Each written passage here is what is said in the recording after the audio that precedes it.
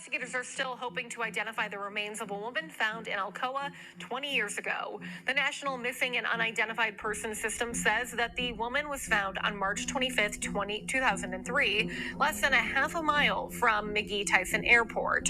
Her partial skeletal remains were found scattered in a drainage creek east of Wright Road. The woman was estimated to have died 8 months prior to when she was found.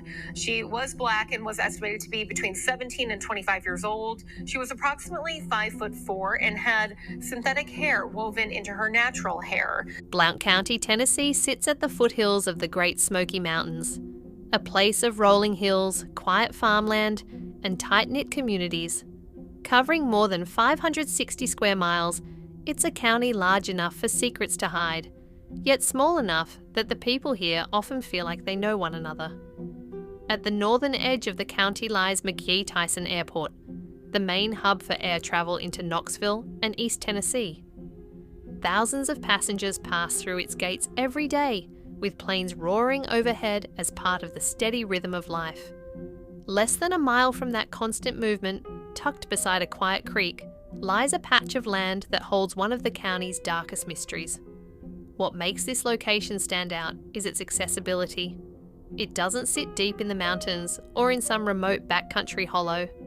It sits right off Alcoa Highway, US 129, a major artery that links Knoxville, the interstate, and the airport. From Interstate 40, drivers can exit directly onto Alcoa Highway, and within minutes find themselves at the airport's edge. Local connector roads like Hunt Road, William Blount Drive, and Louisville Road provide easy access to quieter stretches of woods just beyond the reach of the airport runways. This network of roads creates a haunting contrast. On one side, constant activity, the hum of travellers coming and going. On the other, secluded patches of brush and creekside forest, where someone could stop, step out, and leave something behind without drawing much notice. And it's here, in this place that is both highly trafficked and eerily forgotten, that the story of Jane Doe begins. A mission with purpose to find the missing using the power of social networking and cutting-edge technology. We're military veterans, technologists, scuba divers, and relentless seekers. From deep forests to sunken vehicles, from silence to signal, every clue matters. If you've ever felt the call to stand for something greater, this is your moment. This is the Find Me Project. March 25th, 2003, a group of surveyors walked a stretch of wooded land in Blount County, Tennessee, the ground set aside for the early plans of a highway bypass. It was routine work, measuring and marking, until the routine shattered. In a drainage creek, scattered among the brush and water, they came across something no one expected: skeletal remains. The area wasn't far from Alice's Bar, near the intersection of North Wright Road and Cusick Road. To most, this was just a quiet back lot behind a watering hole. But to investigators, it instantly became the center of a mystery. And then, 3 years later, more bones surfaced in the same area. Investigators believe rising and falling water levels may have shifted the remains over time, spreading them across the creek bed. The autopsy gave them the first picture of who she might have been: an African American woman, young, no more than 17 to 25 years old, around 5'4" in height. Her weight could never be pinned down, but her time of death was estimated anywhere between 8 months to 4 years before that day in 2003. Cause of death? Unknown. But there were other clues. Small black synthetic braids were found with her remains, likely woven into her natural hair. Her teeth told their own story. 2 upper left incisors had been missing for years before her death, while the rest of her top teeth jutted forward almost horizontal. In simple terms, she had extremely protruding front teeth, a feature impossible to miss in life, and one that might have made her recognizable. Then there were the clothes: a blue fleece jacket, a sleeveless tank top with haunting words across the front. I don't need a great deal of love, just a steady supply. Other garments suggested ties to the healthcare field. Some of the clothing could be traced back to the Chicago area, specifically Oak Lawn, Illinois. And then DNA. Investigators were able to isolate a profile and upload it into a national database. Surnames, possible relatives, faint threads of connection pieces that could one day lead to her name. But here's the question that hangs in the air. With all the advances in DNA technology, in genealogy, in artificial intelligence, and digital forensics, could we finally be standing at the edge of giving this young woman back her identity? In 2003, the idea of using DNA to identify someone through their family tree was barely on the horizon. Investigators could pull a DNA profile, upload it into the combined DNA index system, and hope for a direct match against someone already in the criminal database. But without that match, the trail often went cold. Fast forward to today, and the game has changed. With advances in forensic genealogy, even the smallest strands of DNA can become the key to unlocking a person's identity. Here's how it works. Scientists extract what's left of the genetic material from a victim's remains. That DNA is then digitized into a profile, which is a sequence of markers unique to that person. Instead of looking for a direct hit, genealogists compare that profile against massive public databases where everyday people upload their DNA for ancestry testing. From there, connections emerge: distant cousins, a great aunt twice removed, maybe even closer relatives. Each match becomes a dot on a family tree. The more dots investigators find, the clearer the branches of that tree become.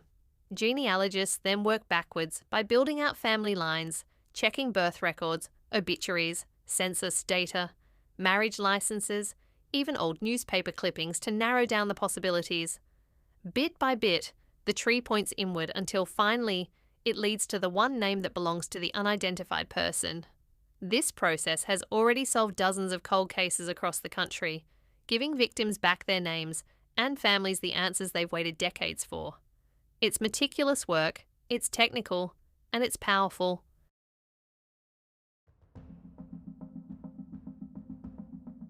We're not just talking about a mystery that's confined to a small creek bed in Tennessee. We're talking about family trees that branch out across entire states, across major cities, and into the lives of people who may not even realize they're connected. That's where you come in.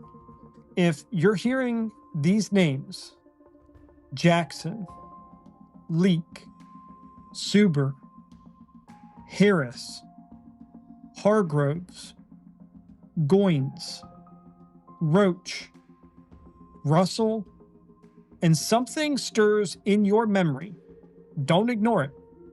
Maybe it's a family story you've overheard. Maybe it's a cousin, a distant relative, or someone who simply disappeared without an explanation between the late 1990s and early 2000s. Even the smallest tip, the faintest rumor, could be the missing link that finally brings Jane Doe's identity into focus. Our team is actively building out a genealogy map, layering DNA results against regions and communities where these surnames are most concentrated. Places like Newport News, Virginia, Forsyth and Guilford counties in North Carolina, Newberry County in South Carolina, and New York City boroughs like Brooklyn, Queens, and the Bronx. These aren't random dots on a map. These are pathways, and one of them could lead directly to her. Now, in the near future, we're going to host a dedicated session focused entirely on this genealogy work. We want to bring in experts, hobbyists, even family researchers who've spent years tracing their own bloodlines. Together, we believe we can close the gap and finally restore this young woman's identity. When it comes to our Jane Doe, we're faced with three possibilities. The first, and perhaps the most straightforward, is that she has been reported missing to law enforcement, and her name is somewhere inside a national missing persons database. That is the best case scenario because it means she's already on record, and it's just a matter of time until we make the right connections. The second possibility is far more troubling. It's that she was reported missing, but the case never made it beyond the local level. That is, it stayed inside a sheriff's office, file cabinet, a city police log, or a small town case report that never got uploaded nationally. In situations like that, cases fall through the cracks, and over time, they can be forgotten, except by the family who's still waiting for answers.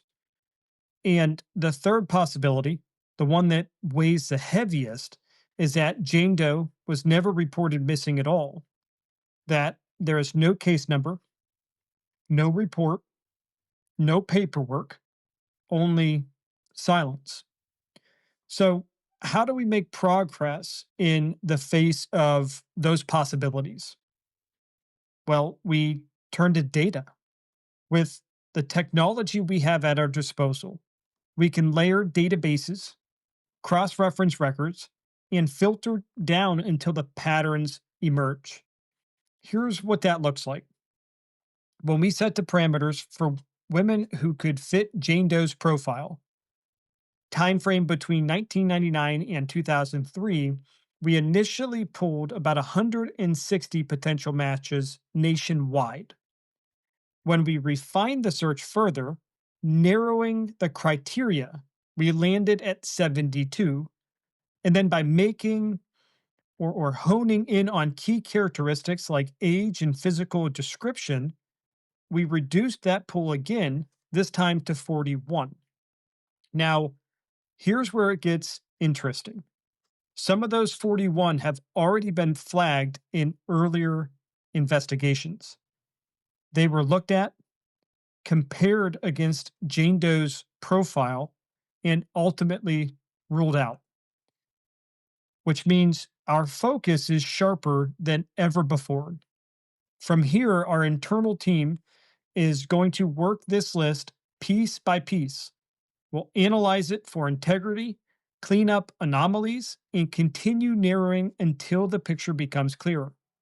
Once that process is solid, the updated list will be added to the case blog for transparency. One of the first questions that I had when this case was referred to us was simple. Could we enhance the existing images of Jane Doe? Right now, we have two main visuals. The first is the clay reconstruction built directly from her skull using forensic techniques.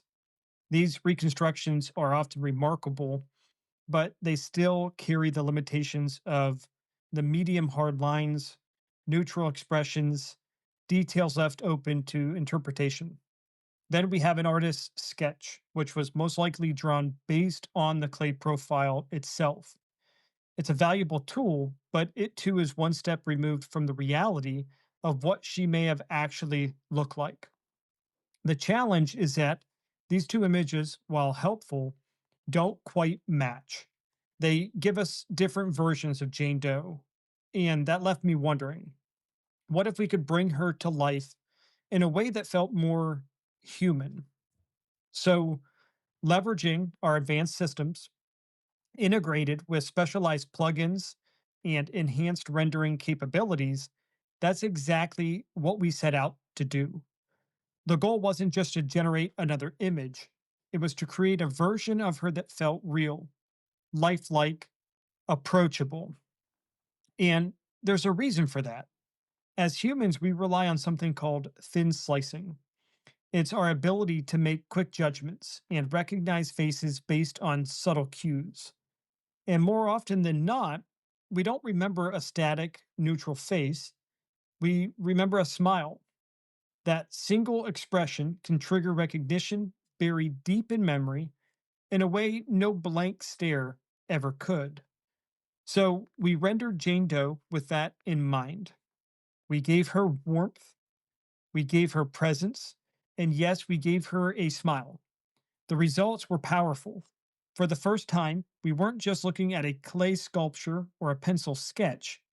We were looking at someone who felt real, someone who could have been standing across from you in line at the grocery store, walking through a school hallway, or laughing with friends on a summer night. That shift in perspective is important because that moment Jane Doe looks like a real person, the chance that someone recognizes her increases. And recognition is the first step toward giving her back her name. Using the clay profile as our foundation, we carefully analyzed the facial structure and characteristics, mapped every angle, every contour to generate a hyper-realistic rendering of what Jane Doe may have looked like. After a short period of time, that image came to life. It was mesmerizing. But we didn't stop there. We made adjustments to ensure the photo captured what the forensic record told us was unique about her protruding teeth. We also considered the natural variations in body composition that clay and sketches don't always capture. So we added slight modifications, giving her a little more weight in her face and deepening her skin tone to reflect a richer complexion. Once we had that lifelike portrait, we took it one step further. We merged the two primary images, layering them together. A face that feels real, a face that could belong to someone you might have passed on the street or seen in a photograph years ago. This work excites us because it represents what technology can do when used for good. It gives voice and presence to someone who has been silent for too long, and it opens doors to what comes next. Our next step is leveraging facial recognition. We want to run these images against databases of photographs, both of known missing persons from that 1999 to 2003 window, and of unidentified but archived photos that may exist. One positive match could blow this case wide open. But here's the truth: we can't do this alone. That's where you come in. We need people who will read the blog, listen to the podcast, watch the short videos, and share them. If anything you hear sounds like it could connect, no matter how small, reach out. If you want to do more, we welcome you. If you have skills in genealogy, profiling, or OSINT, we want you on our team. If you're comfortable digging into records, analyzing data, or connecting dots, there's a place for you here. Maybe you're not a researcher, but you're a diver. Join us during a sonar search or dive recovery. Maybe you're a drone operator. We could use your eyes in the sky. If you're someone looking for purpose, for a mission that matters, then we invite you to make this mission yours.